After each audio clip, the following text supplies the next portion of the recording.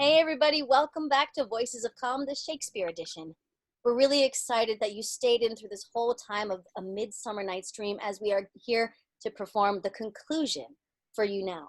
But before we do, we'd like to thank PlayShakespeare.com for curating these amazing scripts for us that we can express to you our love for William Shakespeare and for performing.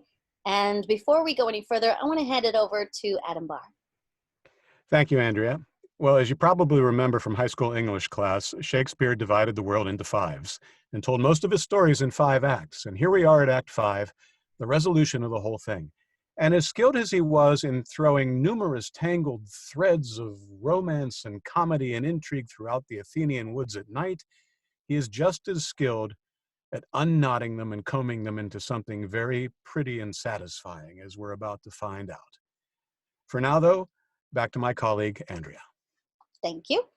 So before we begin, I'd like to introduce the cast.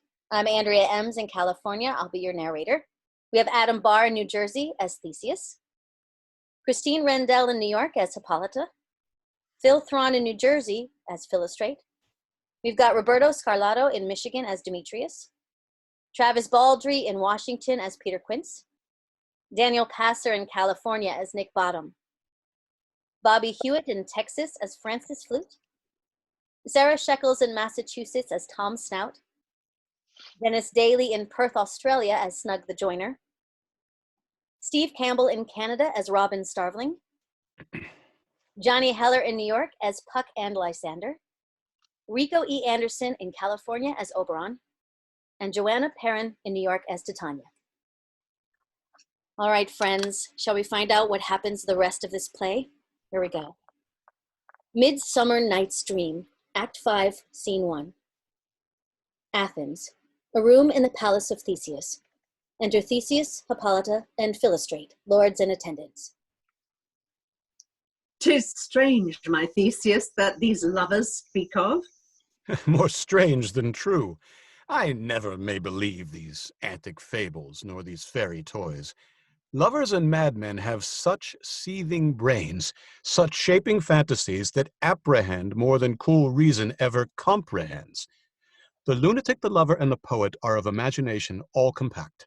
One sees more devils than vast hell can hold. That is the madman. The lover, all is frantic, sees Helen's beauty in a brow of Egypt. The poet's eye, in a fine frenzy rolling, doth glance from heaven to earth, from earth to heaven, and as imagination bodies forth the forms of things unknown, the poet's pen turns them to shapes, and gives to airy nothing a local habitation and a name. Such tricks hath strong imagination, that if it would but apprehend some joy, it comprehends some bringer of that joy. Or in the night, imagining some fear, how easy is a bush supposed to bear.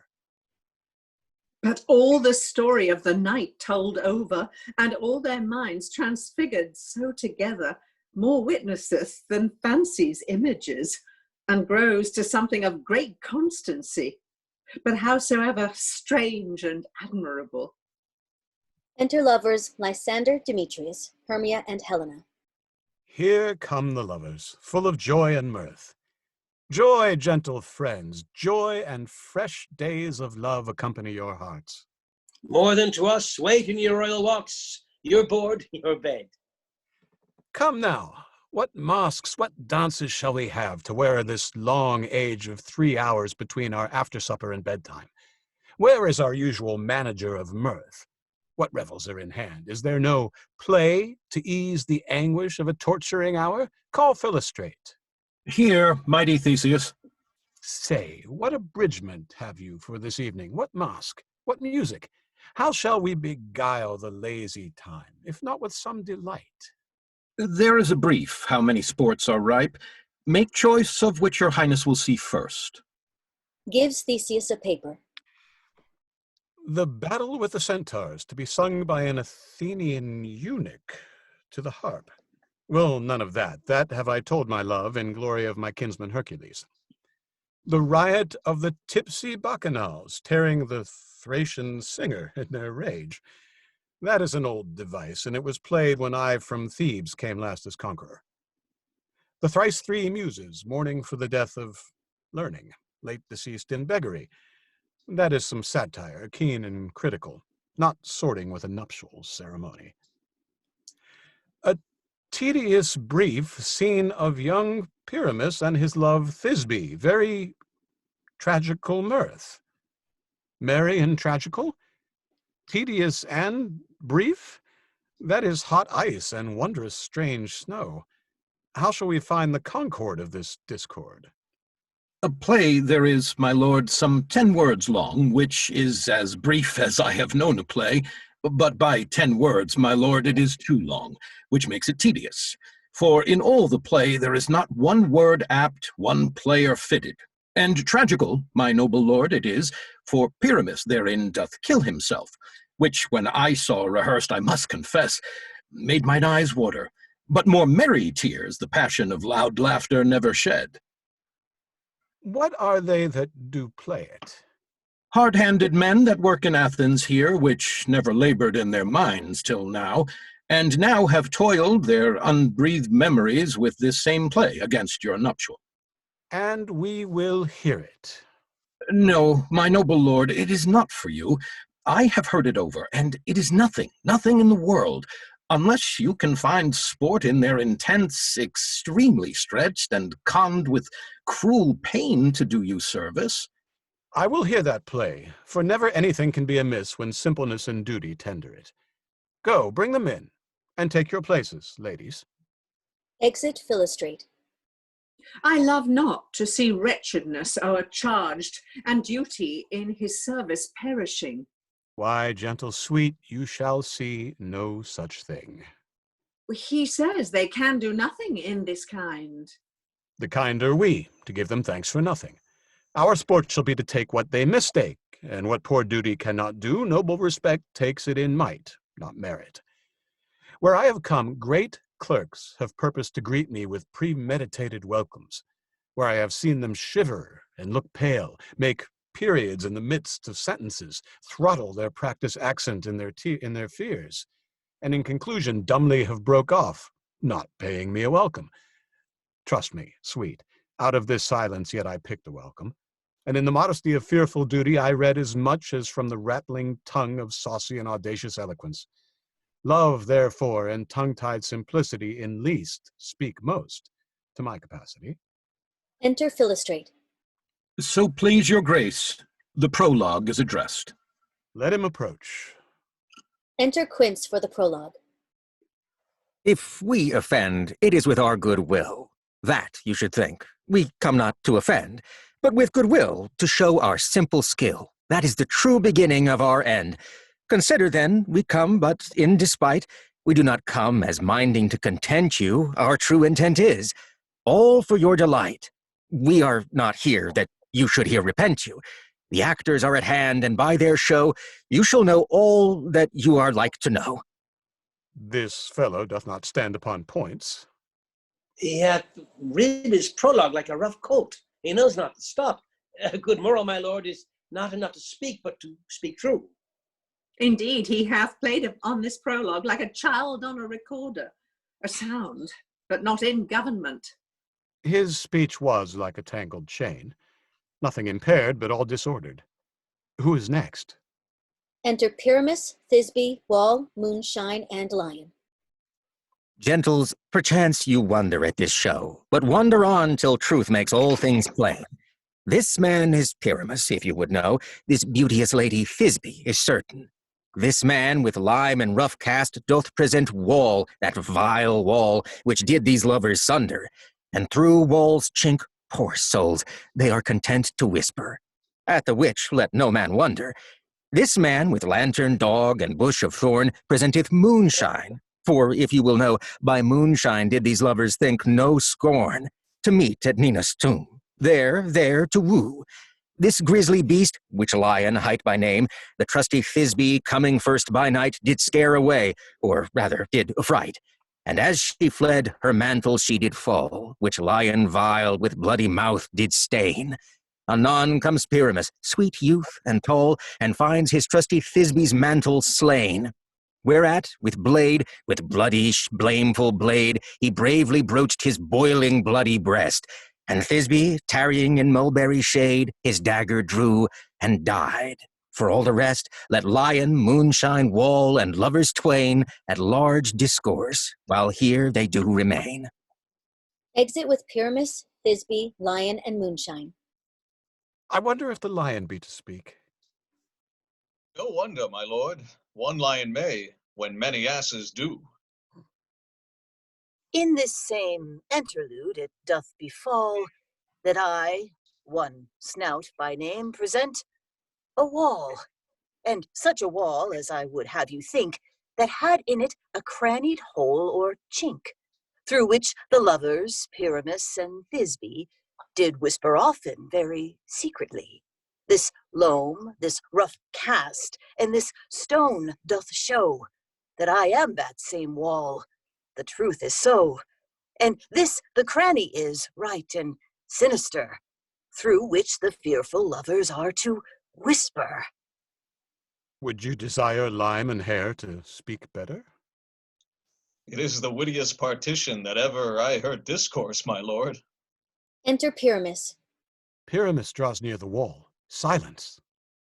O grim-looked night! O night with hue so black! O night, whichever art one day is not! O night, alack, alack, alack! I fear my Thisbe's promise is forgot. And thou, O wall, O sweet, O lovely wall, that stand'st between her father's ground and mine, thou wall, O sweet and lovely wall, show me thy chink to blink through with mine eyne. Ah, thanks, courteous wall. Jove shield thee well for this. But what see I? No Thisbe do I see? O wicked wall, through whom I see no bliss! Cursed be thy stones for thus deceiving me. The wall, methinks, being sensible, should curse again. Oh, no, in truth, sir, he should not. Deceiving me is Thisbe's cue. She is to enter now, and I am to spy her through the wall. You shall see, it will fall pat as I told you. Oh, yonder, here she comes. Enter Thisbe. Oh, what? O wall, full often hast thou heard my moans, for parting my fair Pyramus and me. My cherry lips have often kissed thy stones with lime and hair knit up in thee. I see a voice. Now will I to the chink and spy, and I can hear my Thisbe's face. Thisbe! My love, thou art my love, I think. Think what thou wilt, I am thy lover's grace, and like Lysander am I trusty still. And I, like Helen, till the fates me kill. Not Shafalus to Procris was so true. As Shafalus to Procris, I to you. Oh, kiss me through the hole of this vile wall. I kiss the wall's hole, not your lips at all. Wilt thou at Ninny's tomb meet me straightway?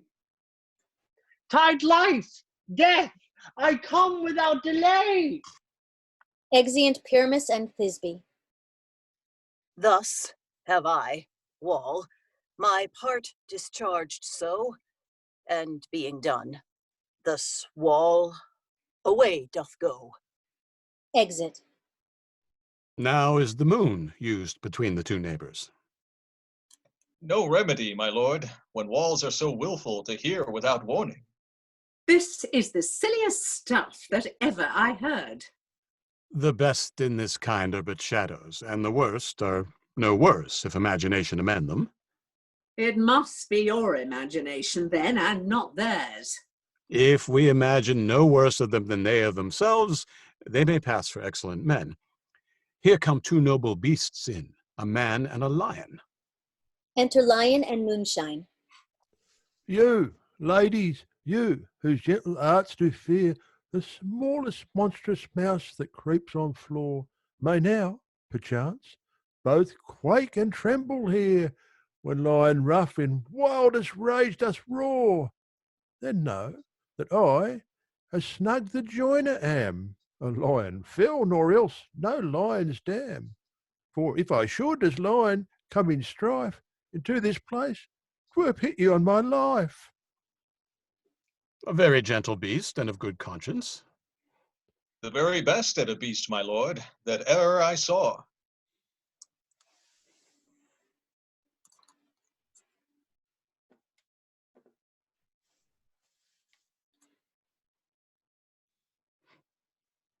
This lion is a very fox for his valor.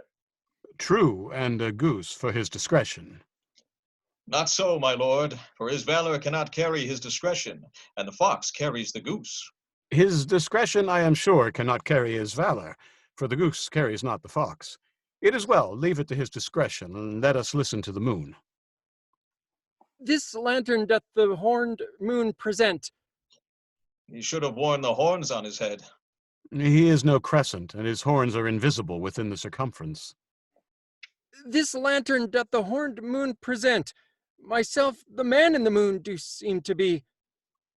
This is the greatest error of all the rest. The man should be put into the lantern. How is it else the man in the moon? He dares not come there for the candle, for you see, it is already in snuff. I am aweary of this moon. Would he change? It appears by his small light of discretion that he is in the wane, but yet in courtesy and all reason we must stay the time. Proceed, moon. That is all I have to say, is to tell you that the lantern is the moon. I, the man in the moon, this thorn bush, my thorn bush, and this dog, my dog. Why, all these should be in the lantern, for all these are in the moon. But silence, here comes Thisbe. Enter Thisbe. This is old Ninny's tomb. Where is my love?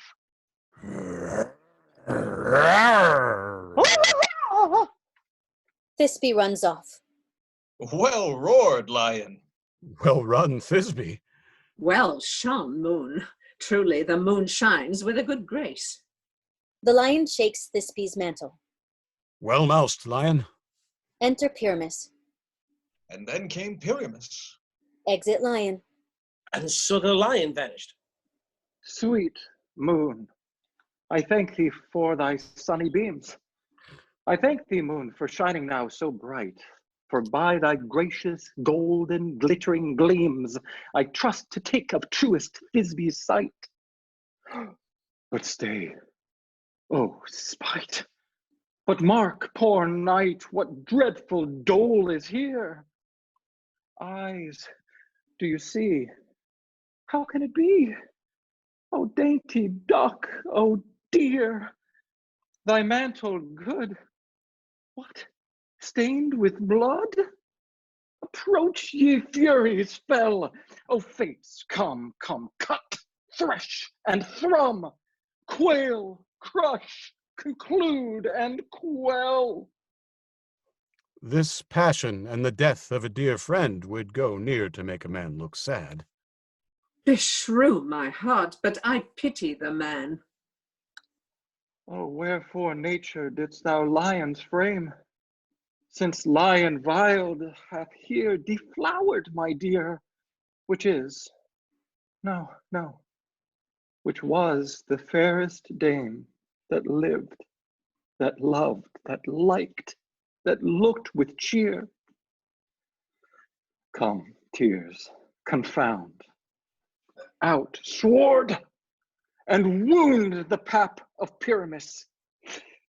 Ay, that left pap, where heart doth hop. Stabs himself. Thus die I. Thus. Thus. Thus. Now am I dead. Now am I fled. My soul is in the sky. Tongue, lose thy light. Moon, take thy flight. Now die. Die. Blah, blah, blah, blah. Die. Die. Die. Pyramus dies. No die, but an ace for him, for he is but one. Less than an ace, man, for he is dead. He is nothing. With the help of a surgeon, he might yet recover, and yet prove an ass. How chance Moonshine is gone before Thisbe comes back and finds her lover? Enter Thisbe. She will find him by starlight. Here she comes, and her passion ends the play. Methinks she should not use a long one for such a Pyramus. I hope she will be brief. A mote will turn the balance, which Pyramus, which Thisbe, is the better. He for a man, God warrant us. She for a woman, God bless us. She hath spied him already with those sweet eyes. And thus she means victual set. Asleep, my love? What? Dead, my dove? Oh, Pyramus, arise! Speak! Speak! Quite dumb? Dead? Dead? A tomb must cover thy sweet eyes. These lily lips, this cherry nose, these yellow cowslip cheeks are gone, gone. Lovers make moan, his eyes were green as leeks. Oh, sisters three, come to me with hands as pale as milk. Lay them in gore, since you have shore with shears his thread of silk. Tongue and not a word, come trusty sword, come blade my breast in rue. Stabs herself. And farewell, friends. Thus, Thisbe ends. Adieu, adieu, adieu. Thisbe dies. Moonshine and Lion are left to bury the dead. Aye, and Wall too. No, I assure you, the wall is down that parted their fathers.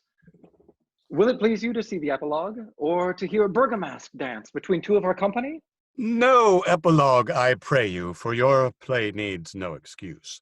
Never excuse, for when the players are all dead, there need none to be blamed. Marry, if he that writ it had played Pyramus and hanged himself in Thisbe's garter, it would have been a fine tragedy. And so it is, truly, and very notably discharged. But come, your burgomask. Let your epilogue alone. A dance. The iron tongue of midnight hath told 12. Lovers, to bed. 'Tis almost fairy time. I fear we shall outsleep the coming morn as much as we this night have overwatched. This palpable gross play hath well beguiled the heavy gait of night. Sweet friends, to bed. A fortnight we hold this solemnity, in nightly revels and new jollity. Exeunt. Enter Puck. Now the hungry lion roars, and the wolf behowls the moon, whilst the heavy ploughman snores, all with weary task foredone. Now the wasted brands do glow, whilst the screech owl, screeching loud, puts the wretch that lies in woe in remembrance of a shroud. Now it is the time of night, that the graves, all gaping wide, every one lets forth his sprite in the church-way paths to glide. And we fairies that do run by the triple hiccup steam from the presence of the sun, following darkness like a dream, now our frolic, not a mouse shall disturb this hallowed house. I am sent with broom before to sweep the dust behind the door. Enter King and Queen of Fairies, Oberon and Titania, with all their train. Through the house give glimmering light, by the dead and drowsy fire. Every elf and fairy sprite hop as light as bird from briar, and this ditty, after me, sing and dance it trippingly. First rehearse your song by rote, to each word a warbling note. Hand in hand with fairy grace, will we sing and bless this place. Now until the break of day, through this house each fairy stay. To the best bride bed will we, which by us shall blessed be, and the issue there create ever shall be fortunate. So shall all the couples three ever true and loving be, and the blots of nature's hand shall not in their issue stand, never mole, hair, lip, nor scar, nor mark prodigious, such as are. Despite in nativity shall upon their children be, with this field do consecrate, every fairy take his gate, and each several chamber bless, through this palace with sweet peace, and the owner of it blessed, ever shall in fairy rest. Trip away, make no stay, meet me all by break of day.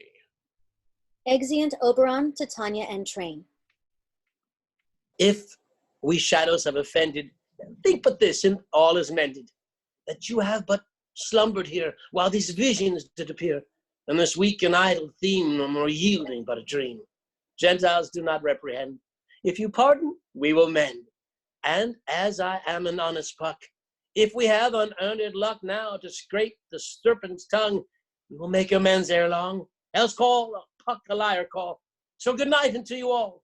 Give me your hands if we be friends, and Robin shall restore amends. Exit. We'd like to thank you all for watching A Midsummer Night's Dream with us through this scene-by-scene presentation on Voices of Calm. And if you didn't come in the beginning, there is a playlist on the YouTube channel where you can watch it from front to back. I always wonder when I get to the end of a Shakespeare play, especially one this enduringly popular, how did he know? Listen to Puck's final speech, one of the best closers in a menu of great closers that Shakespeare wrote. Give me your hands if we be friends.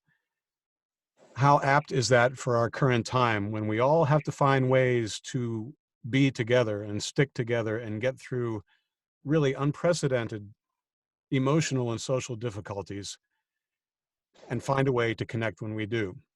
From a theatrical point of view, ordinarily, at the end of a performance, the audience stands up and claps and cheers in thanks to the performers. I can tell you as a veteran of a number of curtain calls, and I think my fellows would endorse me, that when we're standing up there on stage, gratefully receiving your applause, we really want to clap and cheer for you, because you do us the honor of allowing us to give the best of ourselves, to feel as alive as we ever get to feel, to do the thing that we've always wanted to do. So whether it's over a number of servers or over the traditional footlights, which I hope it soon will be again, the energy flows back and forth, and it happens whether you're watching live or whether you watch this the day after it was recorded, or a week later, or a month later, or a year later. So we thank you for letting us perform for you, and we hope you will be back. As for the future of drama on Voices of Calm, we intend more Shakespeare, and we're looking into other dramatic presentations. We'll keep up with poems, stories, excerpts, riffs, all kinds of things, and we hope you'll come back to listen to them as a respite from the difficulties of these odd times, because we are all together in our conviction that there's not a person on this planet who doesn't love being told a story. Thank you for letting us tell this one to you. And now, for my colleagues, I thank you.